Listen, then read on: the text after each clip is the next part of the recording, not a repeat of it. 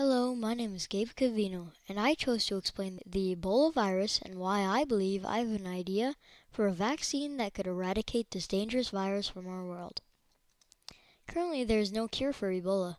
The virus killed over 11,000 people worldwide this year alone.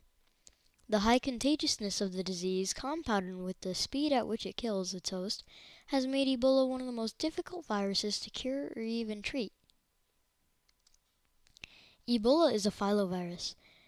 There are several different types of filovirus, which I am going to explain briefly because they are included in how my theory came to be. First, there is Marburg. This type has a 50% fatality rate in humans. Then we have Ebola Zaire, which is the ugliest with a 90% fatality rate in humans.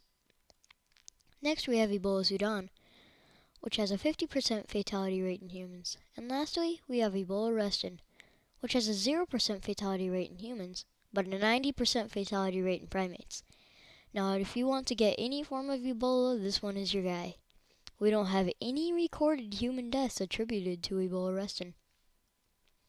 It's important to note that Ebola Sudan and Ebola Reston's genetic sequences are nearly identical, basically siblings, with Ebola Zaire more like a step-sibling, with Marburg being a distant cousin.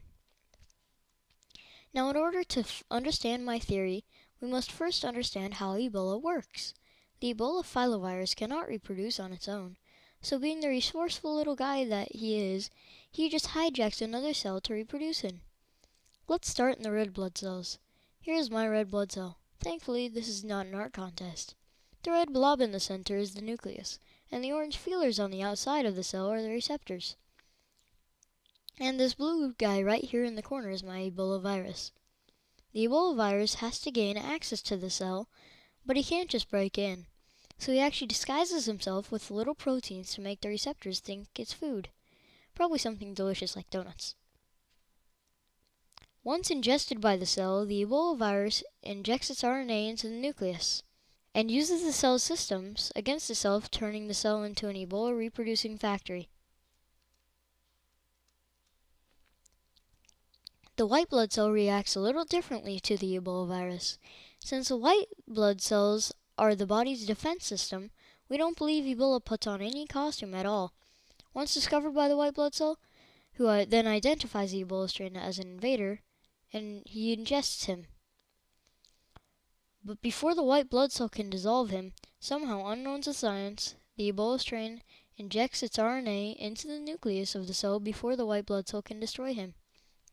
The Ebola then multiplies inside the white blood cells at an alarming rate, invading the host not only by breaking down the body's defenses, but also by using the body's own defense systems to help the Ebola virus replicate and disperse their attack.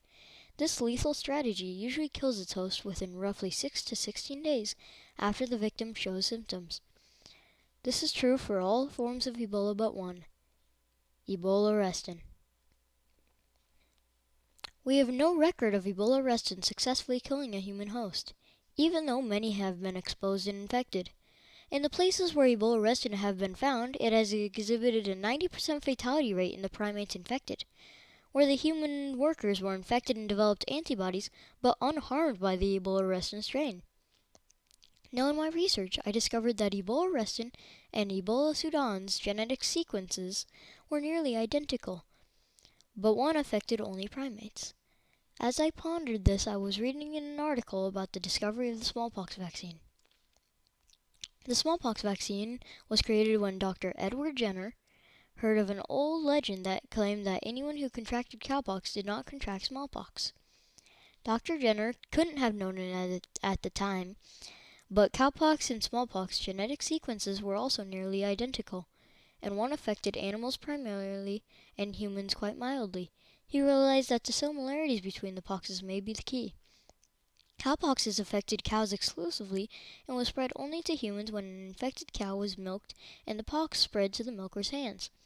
The humans infected by the cowpox experienced only mild ulcerations on their hands and subsequently developed an immunity to cowpox and smallpox. Dr. Jenner put his theory to the test by scratching the skin of one of his patients and rubbing some of the cowpox's material into the cut. His patients displayed signs of cowpox a few days later, but returned to health within a week. A few weeks later, Dr. Jenner then injected the patient with smallpox, and the patient never showed any symptoms of the disease, an epidemic at that time. Now this brings me to my theory on an Ebola vaccine. There are several types of Ebola, with Ebola Reston affecting only primates but not humans. However, the humans that were exposed to Ebola Reston showed their bodies produced Ebola Reston fighting antibodies in their blood after exposure to the virus. Therefore, they developed an immunity to the Ebola Reston virus. None of these individuals have volunteered to inject themselves with Ebola Zaire or Ebola Sudan to test this theory, but I believe that there exists some scientific evidence that proves that a vaccine can be produced and proven an effective treatment for a virus by using its nearly identical but virtually harmless viral sibling.